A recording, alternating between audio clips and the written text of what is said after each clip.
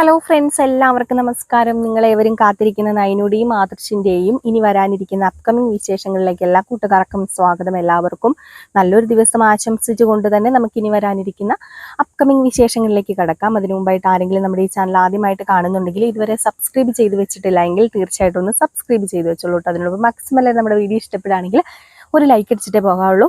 അപ്പോൾ ഇന്ന് നിങ്ങൾ ഓർക്കുന്നുണ്ടായിരിക്കും, ഇന്ന് നമ്മൾ നിൽക്കുന്നത് പോലെയല്ല വീഡിയോ എടുക്കുന്നത്. അപ്പം ഇന്ന് ഞാൻ ഒരു സ്ഥലം വരെ വന്നതാണ്. അപ്പം അതുകൊണ്ടാണ് കേട്ടോ, പ്രകൃതി രമണീയമായ ഒരു സ്ഥലത്താണ് ഞാൻ നിൽക്കുന്നത്. അപ്പം അതുകൊണ്ടാണ് കുറച്ച് മാറ്റമൊക്കെ. അപ്പോൾ ഏതായാലും ഞാൻ ബോറടിപ്പിക്കുന്നില്ല, നമുക്ക് നേരെ വിശേഷത്തിലേക്ക് തന്നെ പോകാം. അപ്പം അങ്ങനെ നമ്മുടെ അനാമികയ്ക്കാണെങ്കിൽ ഒരു തരത്തിലും നിക്കക്കള്ളി ഇല്ലാത്തൊരു ഇതാണ് ഇപ്പോൾ ഉള്ളത്.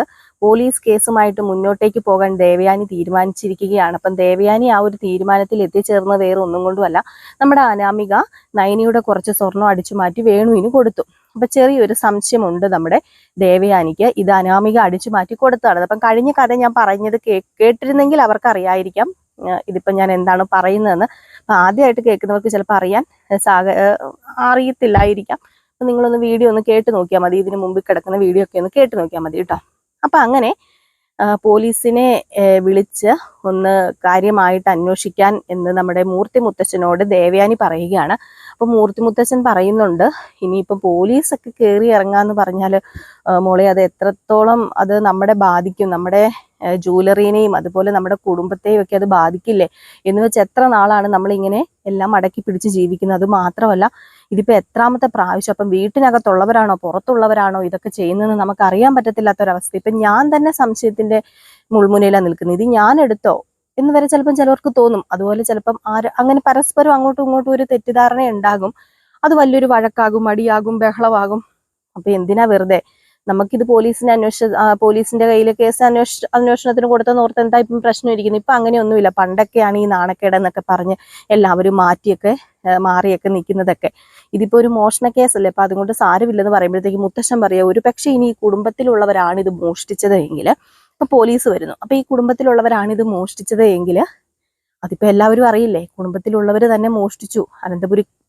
അനന്തപുരിയിലെ ഓരോരുത്തരും കള്ളന്മാരും കള്ളികളും ആണെന്ന് ലോകം അറിയില്ലേ എന്ന് ചോദിക്കുമ്പോഴത്തേക്കും അന്നും പറഞ്ഞുകൊണ്ട് നമുക്ക് ഇതൊന്നും കണ്ടുപിടിക്കാതിരിക്കാൻ പറ്റില്ലല്ലോ എന്നിങ്ങനെ ചോദിക്കുകയാണ് കേട്ടോ ദേവയാനി.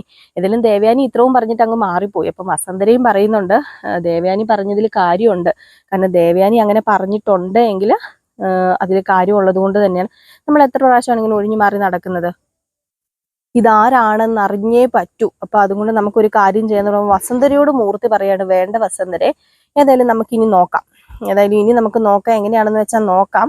പിന്നെ വേണമെങ്കിൽ ഞാൻ രഹസ്യമായിട്ടൊന്ന് അന്വേഷിപ്പിക്കാം പോലീസുകാരെ കൊണ്ട്. അല്ലാതെ ഇവിടെ ഒരു പോലീസ് നായ കയറി ഇറങ്ങുകയോ അങ്ങനെയൊക്കെ ചെയ്യേണ്ട കാര്യമില്ല. നമുക്ക് രഹസ്യമായിട്ടൊന്ന് അന്വേഷിപ്പിക്കാൻ. ഇപ്പം സ്വർണം പോട്ടെന്ന് വെക്കാൻ നമുക്ക് പറ്റില്ല. എനിക്കറിയാം അത് എത്രത്തോളം മൂല്യമുണ്ട് എന്ന്. അപ്പൊ നമുക്കൊന്ന് രഹസ്യമായിട്ട് അന്വേഷിക്കാന്നൊക്കെ പറയാണ്. അപ്പൊ ഇതിനിടയ്ക്കാണ് നമ്മുടെ നന്ദു വീട്ടിലേക്ക് വരുന്നത് കേട്ടോ. നന്ദു അനന്തപുരി തറവാട്ടിലേക്ക് വരികയാണ്. അപ്പൊ വേറെ ഒന്നുമല്ല, നമ്മുടെ നന്ദു ആദ്യം അനന്തപുരി തറവാട്ടിലേക്ക് വരികയോ അവരുടെ അനുഗ്രഹം മേടിക്കുകയോ ഒന്നും ചെയ്തില്ല കേട്ടോ. ആ ഒരു SI സെലക്ഷൻ കിട്ടി, ലാസ്റ്റ് ആ ഒരു ഒരു ക്യാമ്പിൽ പോകാൻ വേണ്ടിയൊക്കെ ഇരുന്ന സമയത്ത്. അപ്പൊ ഈ പ്രാവശ്യം വന്നാൽ പിന്നെ മുത്തശ്ശിയുടെ ഒക്കെ അനുഗ്രഹം മേടിക്കാം എന്ന് പറഞ്ഞു. അത് മാത്രമല്ല, നമ്മുടെ നയനയും ദേവയാനിയും ഒന്നായ സമയം ആയതുകൊണ്ട് തന്നെ ഇങ്ങോട്ടേക്ക് വരാൻ കുറച്ചും കൂടി ധൈര്യമുണ്ട് നന്ദുവിന്. അപ്പൊ നന്ദു അറിഞ്ഞു എന്ന് നയനയ്ക്കും ദേവയാനിക്കും അറിയത്തില്ല എങ്കിൽ പോലും നന്ദുവിനറിയാലോ. അപ്പൊ നന്ദുവിനറിയാം നന്ദു അവരെ സുരക്ഷിതമാണ് എന്നറിയാം. അപ്പൊ അതുകൊണ്ട് തന്നെ നന്ദു അങ്ങോട്ടേക്ക് കടന്നു വരികയാണ്. അപ്പൊ എനിക്കാണ് ഒരുപാട് സന്തോഷം കേട്ടോ, നന്ദു വരുന്നത് എനിക്ക് ഭയങ്കര സന്തോഷം. അപ്പം നന്ദു വരുന്നത് അറിഞ്ഞപ്പോഴത്തേക്കും തന്നെ അനി ഒന്ന് ഊർജ്ജസ്വലമായി. അല്ലെങ്കിൽ ചക്കപ്പഴം പോലെ എവിടെയെങ്കിലും ഇരിക്കുകയുള്ളൂ നമ്മുടെ അനി ഇപ്പം. പക്ഷെ ഇപ്പം നമ്മുടെ അനി അങ്ങോട്ട് ഊർജ്ജസ്വലമായിട്ട് നിൽക്കുകയാണ്. അപ്പോഴത്തേക്കും തന്നെ അനാമികയ്ക്ക് കാര്യം പിടികിട്ടി. അനാമിക പറഞ്ഞു, അവള് വരുന്നത് കൊണ്ടായിരിക്കും അല്ലേടാ നിന്റെ ഈ ഒരു ഊർജ്ജസ്വലത. അല്ലെങ്കിൽ നീ എവിടെയെങ്കിലും പഴം വിഴുങ്ങിയ പോലെ ഇരിക്കുകയല്ലേ ഉള്ളൂ, നിന്റെ വായിക്കകത്ത് നാക്കൊന്നുകൊണ്ട് കമ്മിട്ട് പോലെ കിള്ളി നോക്കണം എന്നൊക്കെ ഇങ്ങനെ പറഞ്ഞപ്പോഴത്തേക്കും നിനക്ക് എന്താ അനാമിക, നിനക്ക് മിണ്ടാതിരിക്കത്തില്ലേ? അവൾ വരുന്നത് എനിക്ക് സന്തോഷമാണ്. കാരണം എനിക്ക് സന്തോഷം തരുന്നവരല്ലേ എനിക്ക് എൻ്റെ അടുത്ത് വരേണ്ടത്. അപ്പം എനിക്ക് സന്തോഷം കിട്ടുമെങ്കിൽ അവൾ എനിക്ക് സന്തോഷം തരുന്നുണ്ട്. നീ എൻ്റെ അടുത്ത് സന്തോഷം തരുന്നില്ല. സന്തോഷം തരാൻ പറ്റിയ സാധനമാണല്ലോ നീ, ഭയങ്കര സന്തോഷം തരും നീ. നിന്റെ കൂടെ ഇരുന്ന് കഴിഞ്ഞാൽ എനിക്കൊരു സമാധാനമില്ല. നിനക്ക് എപ്പോഴും ഏത് നേരം ഒരു ഫോണും എടുത്ത് ആ നന്ദുവിന്റെ ഫോട്ടോ നോക്കിക്കൊണ്ടിരിക്കുന്നുള്ളതല്ലാതെ ഇത് എവിടം വരെ പോകുന്നു ഞാനൊന്ന് നോക്കട്ടെ, ഈ ഫോട്ടോ നോക്കൽ എവിടം വരെ പോകുന്നു നോക്കട്ടെ. ചിലപ്പം ഫോട്ടോ നോക്കിയിരിക്കേണ്ട അവസ്ഥ വരും. ഭിത്തിക്ക് കയറി കഴിഞ്ഞാൽ പിന്നെ അങ്ങനെയല്ലേ വരത്തുള്ളൂ എന്ന് പറഞ്ഞപ്പോൾ നീ എന്താ ഉദ്ദേശിച്ചത്? ഞാൻ ഒന്നും ഉദ്ദേശിച്ചില്ല എന്ന് പറഞ്ഞ് അങ്ങ് മാറിപ്പോ. അപ്പൊ അനാമി ഉദ്ദേശിച്ച് വേറൊന്നുമല്ല, നമ്മുടെ നന്ദുവിനെ കൊല്ലാൻ വേണ്ടി കൊട്ടേഷൻ കാര്യങ്ങളും ഒക്കെ വേണു കൊടുത്തിട്ടുണ്ട്. അപ്പൊ അത് അനാമികയ്ക്ക് അറിയാം. അപ്പൊ അതുകൊണ്ടാണ് അവളെ മാലയിട്ട് ഭിത്തി കയറ്റുമെന്ന് നമ്മുടെ അനാമിക ഉദ്ദേശിച്ചത്. പക്ഷെ അതങ്ങോട്ട് മനസ്സിലായില്ല അനിക്ക്. എന്നാലും എന്തോ കൊള്ളിച്ച് പറയുന്ന പോലെ തോന്നി, അത്രയ്ക്കും അങ്ങോട്ട് ചിന്തിച്ചില്ല. ഈ സമയത്ത് നമ്മുടെ നന്ദു വന്നു. നന്ദു വന്നതും പെട്ടെന്ന് അനി അവിടെ നിന്ന് എണീറ്റ് ഓടുക. അങ്ങനെ അനി ഓടുമ്പോഴത്തേക്കും പെട്ടെന്ന് ഓടിച്ചെന്ന് നയനയെ മുട്ടും. അപ്പൊ നയനെ ചോദിച്ചാൽ എങ്ങോട്ടാടാന്ന് ചോദിച്ചു. പറഞ്ഞു ഇതേ നന്ദു വന്നെന്ന് പറഞ്ഞു. നന്ദു വന്നതിന് അതിനെന്തിന് നീ സന്തോഷിക്കുന്നത്? അല്ല, നന്ദു വന്നതിന് എന്താ ഏടത്തി ഇങ്ങനെയൊക്കെ ചോദിക്കുന്നത്, ഇങ്ങനെ ചോദിച്ചു കഴിഞ്ഞപ്പോഴത്തേക്കും അത് പിന്നെ എങ്ങനെ ചോദിക്കാതിരിക്കും? ദേ, നിന്റെ ഭാര്യ വന്നാലും നിനക്ക് സന്തോഷിക്കാം, ഇനി ഭാര്യ വീട്ടുകാർ വന്നാലും സന്തോഷിക്കാം. നീ എന്തിനാ നന്ദു വന്നതിന് സന്തോഷിക്കുന്നത്? ഇതത്രയ്ക്ക് ശരിയൊന്നുമല്ല. ഞാൻ നിന്റെ എല്ലാത്തിനും ഞാൻ കൂട്ടു നിന്നിട്ടുണ്ട്. പക്ഷേ ഇതിന് ഞാൻ ഒരിക്കലും കൂട്ടു നിൽക്കത്തില്ല. കാരണം വിവാഹം കഴിഞ്ഞതാണ് നീ വിവാഹം കഴിഞ്ഞു. നീ നിന്റെ ഭാര്യയായിട്ട് ജീവിക്കേണ്ട സ്ഥാനത്ത് നീ വേറൊരു പെണ്ണിനെ മനസ്സിൽ കൊണ്ട് നടക്കുന്നത്, അതിപ്പം അനാമികയ്ക്ക് ഇഷ്ടമല്ലെങ്കിൽ അവളെ കുറ്റം പറയാൻ പറ്റത്തൊന്നുമില്ല. കാരണം ആരും അങ്ങനെ ചെയ്യത്തുള്ളൂ. നീ സത്യത്തിൽ അവളെ ഒന്ന് സ്നേഹിച്ച് നോക്ക്. അങ്ങനെ സ്നേഹിക്കുകയാണെങ്കിൽ ഒരു പക്ഷെ നിന്നെ അവള് സ്നേഹിക്കുന്ന പറഞ്ഞപ്പം അതിനിടത്തേക്ക് വല്ല ഉറപ്പുണ്ടോ? എനിക്ക് വാക്ക് തരാൻ പറ്റുമോ എന്നൊക്കെ ചോദിക്കുക. അപ്പോഴേക്കും അനിയല്ല നയന പറയുന്നുണ്ട്, എന്തൊക്കെ പറഞ്ഞാലും നീ കാണിക്കുന്നത് സത്യം പറഞ്ഞിട്ടുണ്ടെങ്കിൽ അത് ഒരിക്കലും നല്ലൊരു കാര്യമല്ല. നീ മനസ്സിലാക്ക്, നീ കണ്ടറിഞ്ഞ് പ്രവർത്തിക്കാൻ നോക്ക്. നീ വേറൊരു പെണ്ണിന്റെ ഭർത്താവാണ്, നീ അതനുസരിച്ച് ജീവിക്കാൻ നോക്ക്. ഒരിക്കലും ഈ കുടുംബത്തിനും എൻ്റെ കുടുംബത്തിനും ചീത്തപ്പേരുണ്ടാക്കരുത്. എന്തൊക്കെ പറഞ്ഞാലും അനാമിക ഇനി ഡിവോഴ്സ് ചെയ്ത് നീ വേറൊരു ജീവിതത്തിലേക്ക് പോയാലും, നന്ദുവിന്റെ ജീവിതത്തിലേക്ക് പോയാലും അത് ഈ കുടുംബത്തിന് ചീത്തപ്പേരാണ്. കാരണം അവൾ ഒരിക്കലും ഡിവോഴ്സ് ആകാൻ തയ്യാറല്ല. അപ്പം എന്തെങ്കിലും കാരണമുണ്ടല്ലോ എന്ന് ആൾക്കാർ ചിന്തിക്കും. അവളുടെ ഭാഗത്ത് ഇങ്ങനെ പുറത്ത് ആരെങ്കിലും അറിഞ്ഞു കഴിഞ്ഞിട്ടുണ്ടെങ്കിൽ ഒരിക്കലും ഒരു പെണ്ണിനെ കുറ്റപ്പെടുത്തില്ല. കാരണം നീ വേറൊരു പെണ്ണുമായിട്ട് ഇതാന്നൊക്കെ അറിഞ്ഞു കഴിഞ്ഞിട്ടുണ്ടെങ്കിൽ ആരെങ്കിലും നിന്നെ സപ്പോർട്ട് ചെയ്യുമോ? അത് മാത്രമല്ല, അവള് ഇപ്പൊ അറിയാലോ ക്യാമ്പിലേക്കൊക്കെ പോകാൻ പോകും. അതുകൊണ്ട് ദയവ് ചെയ്ത് അവളെ വിളിച്ച് ശല്യം ചെയ്യരുത്.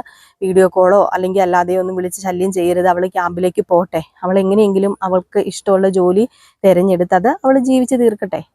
അതിന് നീ ശല്യമാകരുതെന്ന് പറഞ്ഞ് നമ്മുടെ നയനി അങ്ങ് പോയപ്പോഴത്തേക്കും അനിക്ക് എന്തോ പോലെ ആയിപ്പോയിട്ടോ. അനി സത്യം പറഞ്ഞാൽ നമ്മുടെ നന്ദു വന്നപ്പോൾ ഒരുപാട് സന്തോഷത്തോടു കൂടി നിന്ന് അനി പെട്ടെന്ന് ബാഗിലേക്ക് തിരിഞ്ഞു പോയി. ഇതെല്ലാം കേട്ടുകൊണ്ട് നിൽക്കുമായിരുന്നു അനാമിക അനിയെ കണ്ടത് ഒരു ചിരി ചിരിച്ചിട്ടും നിനക്കിപ്പം തൃപ്തിയായല്ലോ, നീ എന്താ വിചാരിച്ചത്, നിനക്കിപ്പം തൃപ്തിയായല്ലോ എന്ന് പറഞ്ഞപ്പോഴത്തേക്കും നമ്മുടെ അനിക്കൊന്നും മിണ്ടാനില്ല. അനി അവിടെ ഒന്നും മിണ്ടുന്നില്ല. അനി നേരെ അകത്തേക്ക് കയറിപ്പോയി. അപ്പോഴത്തേക്കും അനാമിക മനസ്സിൽ വിചാരിക്കുക, അവൾ വെറുതെ ഓരോന്ന് പറയുന്ന, അവളുടെ മനസ്സിലിരിപ്പ് വേറെ. അവളുടെ അനിയത്തിക്ക് വിവാഹം ചെയ്ത് കൊടുക്കാൻ താല്പര്യമുണ്ട്. ഞാൻ ഇവിടെ എങ്ങാണ്ട് മറിഞ്ഞ് നിൽക്കുന്നുണ്ടെന്ന് നമുക്കറിയാം. അതുകൊണ്ടാണ് അവൾ ഇതൊക്കെ അഭിനയിക്കുന്നത്. അപ്പോൾ ആരാ സാധനം എന്നൊക്കെ പറഞ്ഞുകൊണ്ട് നമ്മുടെ അനാമിക അങ്ങനെ നിൽക്കാൻ കേട്ടോ. അപ്പൊ അനാമിക നേരെ വേണുവിനെ രേവതിനെയൊക്കെ വിളിച്ച് പറയാണ്, ഇവിടെ നന്ദു വന്നിട്ട് അവൾക്ക് ഇന്നിവിടെ സൽക്കാരം ഒരുക്കിയിരിക്കുകയാണ്. എല്ലാവരും കൂടെ അവളുടെ തലമണ്ടയെ കയറ്റി വെച്ചിരിക്കുക. അവൾ ഇനിയിപ്പോൾ പോലീസാകാൻ പോവല്ലേ, ഇപ്പൊ ഏതായാലും ഇനിയിപ്പോൾ അവൾ മാറ്റി നിർത്തത്തില്ലല്ലോ. അതുകൊണ്ട് എല്ലാവരും കൂടെ അവൾ വൻ സ്വീകരണമൊക്കെ കൊടുക്കുന്നതെന്ന് പറഞ്ഞപ്പോഴത്തേനും നമ്മുടെ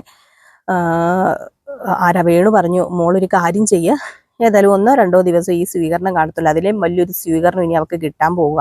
അവൾ പെട്ടിയിൽ വെള്ളം പൊതിച്ച് കിടക്കുന്ന മൂക്ക് കണ്ടാൽ പോരെ, അത് ഉടനെ ഉണ്ടാകും.